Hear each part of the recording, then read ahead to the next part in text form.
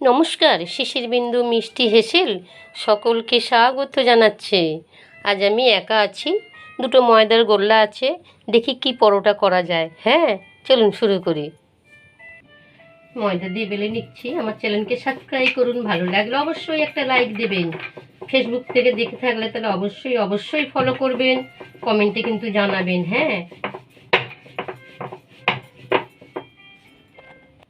উপরে একটু তেল মাখিয়ে দিচ্ছি, ময়দা ছিটিয়ে দিই, আস্তে আস্তে এরকম করে ভাঁজ করে নেব।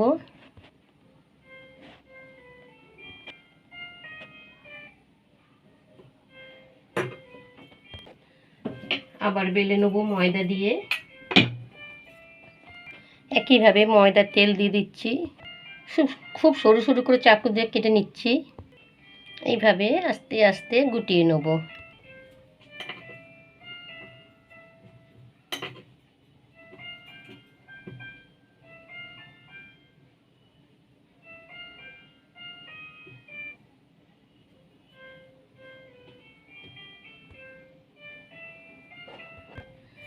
হালকা হাতে বেলে নিচ্ছি, খুব একটা চাপ দিচ্ছি না।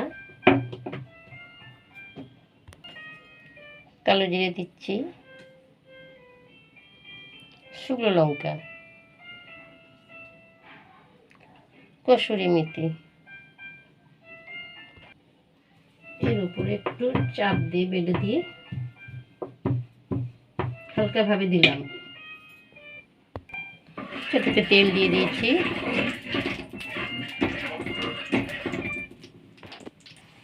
পরোটা দিয়ে দিয়েছি।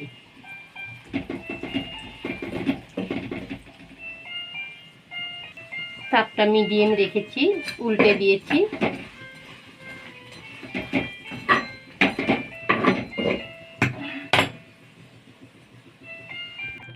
দেখেছেন পরোটাটা কি সুন্দর দেখতে লাগছে।